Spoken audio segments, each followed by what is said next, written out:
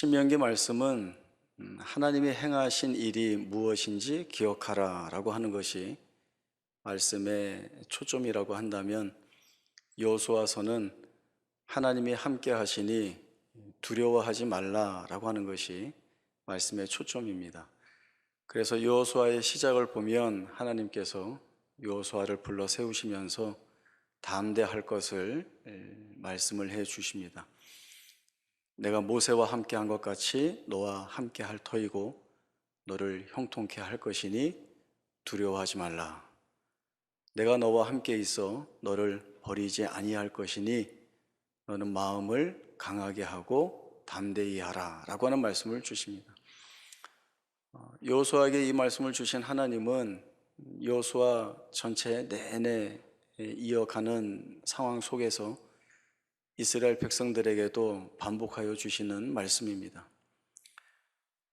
그런데 하나님께서 두려워하지 말라라고 하는 이 말씀을 반복해서 주신다는 것이죠. 그 말씀을 받았으면 두려워하지 않으면 되는데 왜 하나님은 계속해서 두려워하지 말라는 말씀을 주실까? 답은 간단합니다.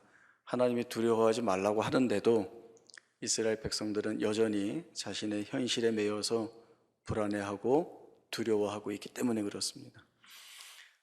이스라엘 백성들 입장에서는 하나님의 약속이 주어져 있지만 아직 성취되지 않았습니다.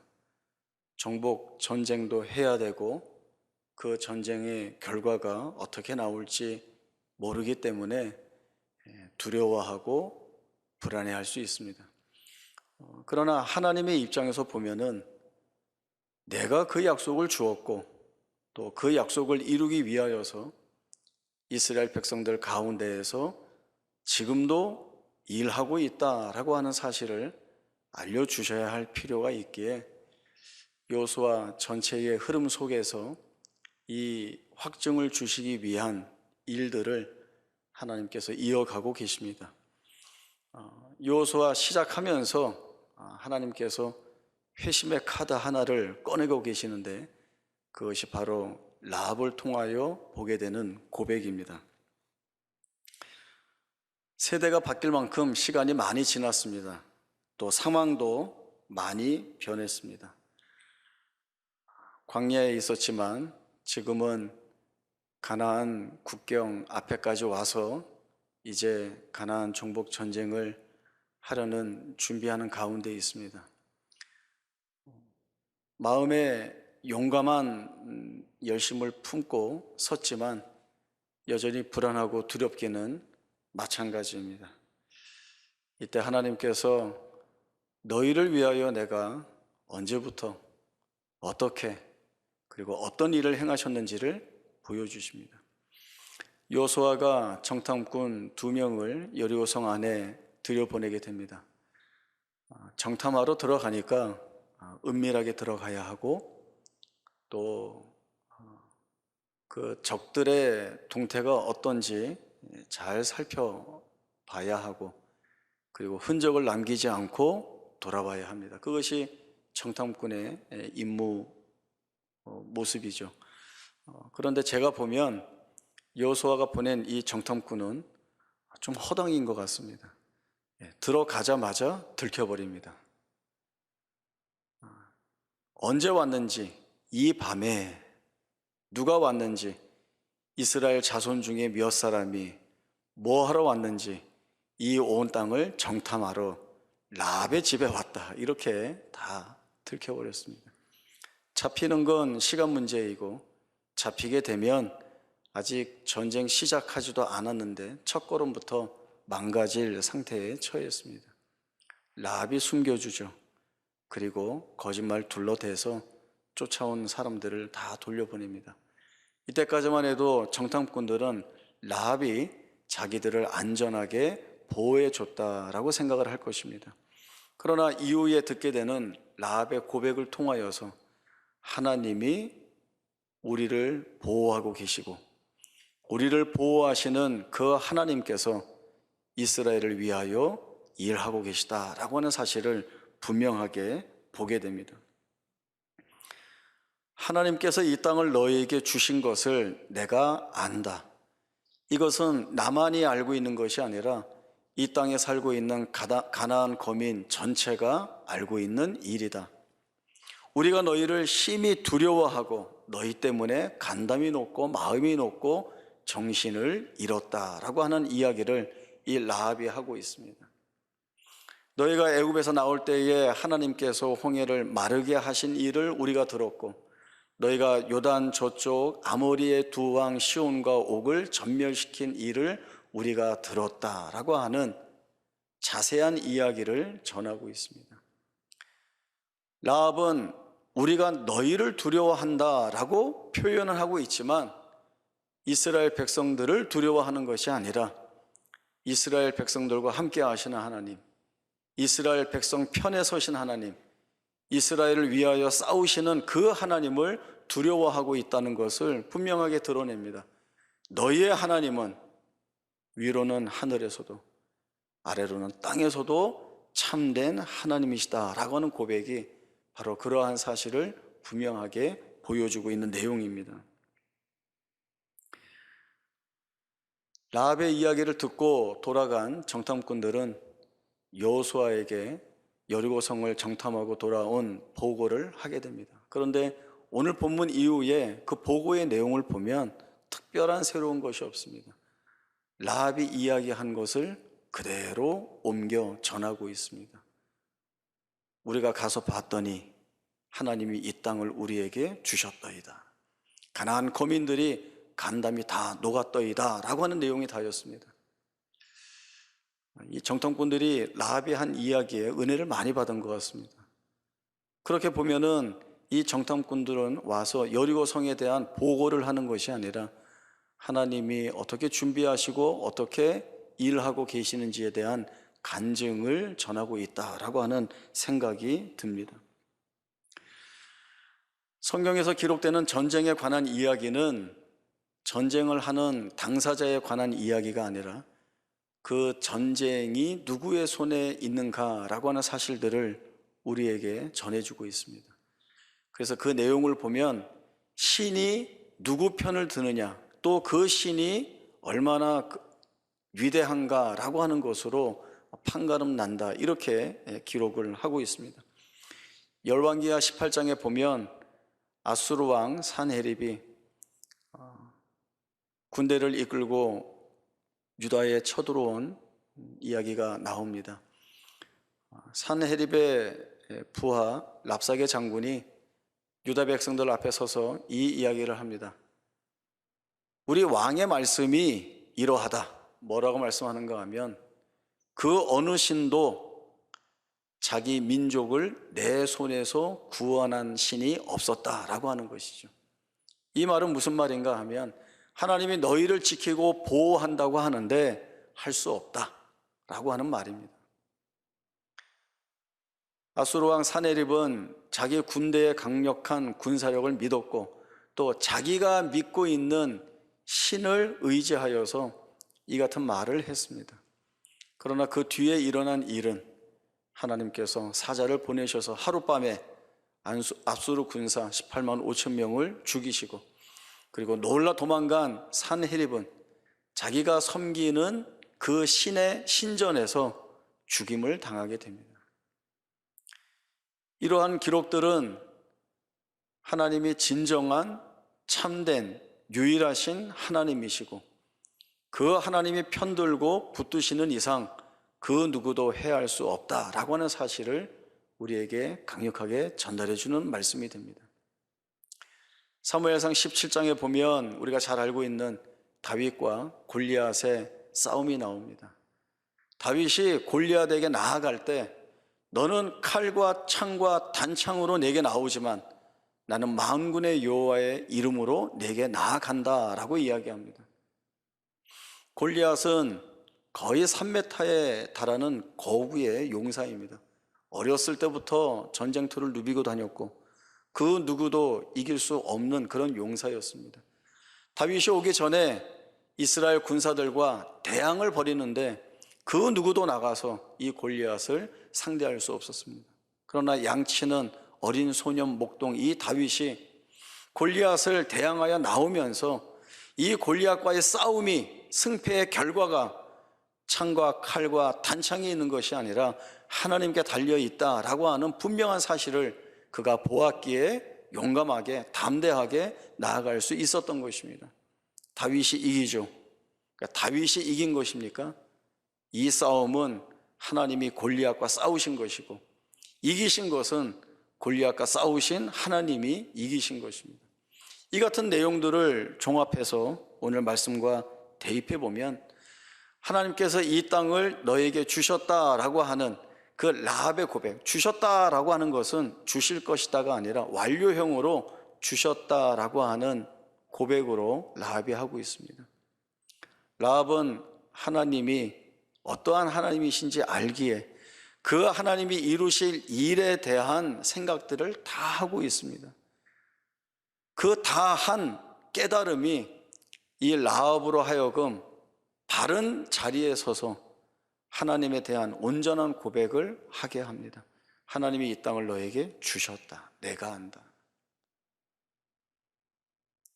라합이 처음 한 이야기가 무엇이었습니까? 너희가 애굽에서 나올 때에 홍해를 마르게 하신 일을 우리가 들었다라고 하는 것이었습니다. 홍해를 건넌 일이 언제 있었죠? 40년 전에 있었습니다.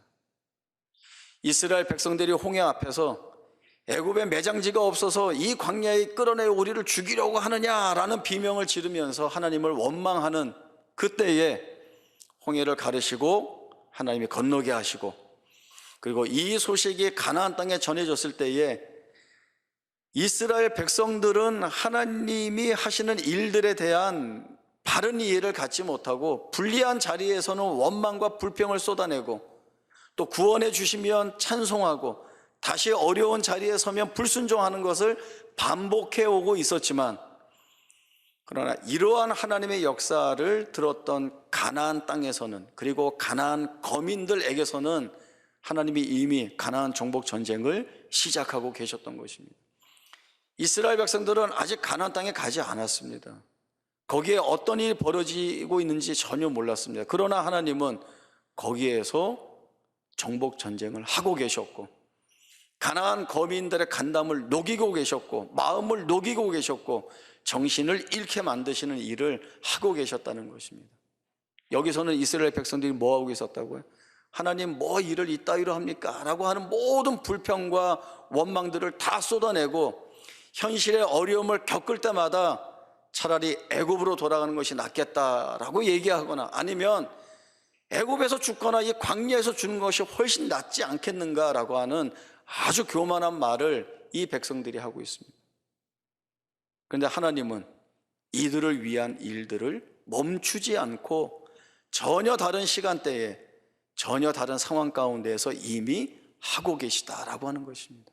하나님이 그런 하나님이셨다라고 하는 사실을 이 라합의 고백을 통하여 정탐꾼이 듣게 되고, 그리고 정탐꾼의 보고를 통하여 여호수아와 온 이스라엘 백성들이 확인을 하게 되는 것입니다.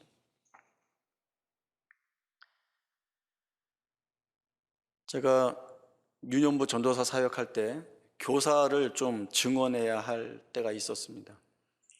그래서 이분이면 오셔서 우리 아이들을 말씀으로 잘 가르쳐 주실 수 있겠다라고 하는 분들에게 몇 분 제가 좀 부탁을 드렸습니다. 그런데 이분들이 다 동일하게 하시는 말씀이 뭔가 하면 아직 준비가 되어 있지 않습니다. 많이 부족합니다. 그래서 제가 할 수가 없습니다 라고 하는 대답이었습니다. 그래서 제가 강권을 하죠.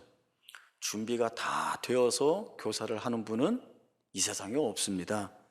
하시면서 부족한 부분 준비해 가시는 것이고, 그렇게 준비해 가실 수 있도록 하나님이 도와주실 겁니다. 그리고 그렇게 하시면 결국 좋은 교사가 되실 겁니다. 이렇게 말씀을 드렸습니다. 그래도 못하겠습니다 하는 분들은 못하셨고, 또 제 말을 듣고 오셔서 교사로 섬겨주신 분들은 정말 좋은 교사가 되셨습니다. 이분들이 원래 내 안에 좋은 교사가 될 만한 자질이나 소명이 있었구나 그래서 내가 좋은 교사가 된 거야. 이렇게 확인받는 것이 아니라 시행착오도 있었죠. 아이들을 가르치는데 익숙하지 않아서 잘 못하는 부분도 있었죠. 그래서 아이들이 잘 따르지 않는 부분도 있었죠. 그때는 자책도 생기죠. 오히려 다른 선생님이 오셔서 가르치면 훨씬 아이들한테 좋았을 텐데 왜 내가 교사한다고 와서 이런 일을 겪는가. 본인도 마음에 안 들고 자기가 하는 일에 불만도 생기고 잘 되지 않을 것이라는 생각을 하면서 이 시간들을 보내왔습니다. 점점 준비되어지고 점점 다듬어지고 그런 것들이 어떻게 생겨났겠습니까? 기도하죠. 하나님, 이 부족한 것 하나님이 채워주십시오. 이 모자란 것 하나님이 더해 주십시오. 실패하는 이 과정도 하나님께서 은혜 주셔서 우리 아이들 믿음 안에서 잘 자랄 수 있도록, 또 제가 부족하지만 잘 가르칠 수 있도록 하나님 인도해 주십시오 라고 기도하고 나아가니까 결국에는 좋은 교사로서, 그리고 모범 있게 아이들을 잘 가르치는 선생님이 될 수 있었던 것입니다. 우리는 살아가면서 위기라면 위기, 또 실패라면 실패, 또 어려움이라고 하면 어려운 일들을 많이 겪습니다. 질병으로 인한 고통일 수도 있고, 경제적 어려움으로 인한 피폐함일 수도 있고, 또 가족이나 친구, 이웃, 지인과의 관계가 깨어지면서 겪게 되는 괴로움일 수도 있습니다. 세밀하게 하나하나 따지고 넘어가자면 우리가 살아 숨쉬는 모든 순간에 고난이라고 이야기할, 고통이라고 이야기할 것들이 가득 쌓여 있습니다.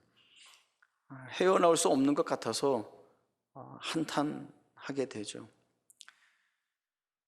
내가 뭘 할 수 있어야 해결도 하고 풀어낼 수도 있고 감당할 수도 있는데 늘 낭떠러지 절벽 앞에 서 있는 것 같은 그 한계에 부딪히다 보니 마음속에 드는 생각은 내가 할 수 있는 것이 아무것도 없다는 것이죠.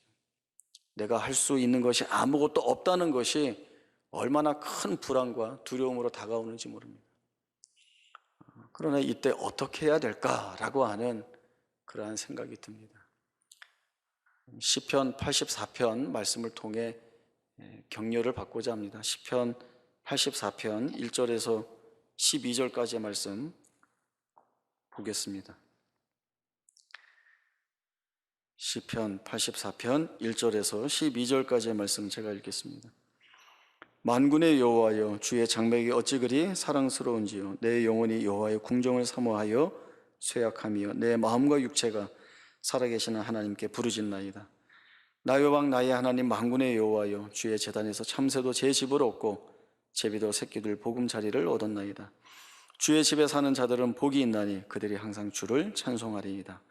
주께 힘을 얻고 그 마음에 시온에 데려가 있는 자는 복이 있나이다. 그들이 눈물 골짜기로 지나갈 때에 그곳에 많은 샘이 있을 것이며 이른 비가 복을 채워주나이다. 그들은 힘을 얻고 더 얻어나아가 시온에서 하나님 앞에 각기 나타나리이다. 만군의 하나님 여호와여, 내 기도를 들으소서. 야곱의 하나님이여, 귀를 기울이소서. 우리 방패이신 하나님이여, 주께서 기름 부으신 자의 얼굴을 살펴보옵소서. 주의 궁정에서의 한 날이 다른 곳에서의 첫날보다 나은즉 악인의 장막에 사는 것보다 내 하나님의 성전 문지기로 있는 것이 좋사오니 여호와 하나님은 해요 방패이시라.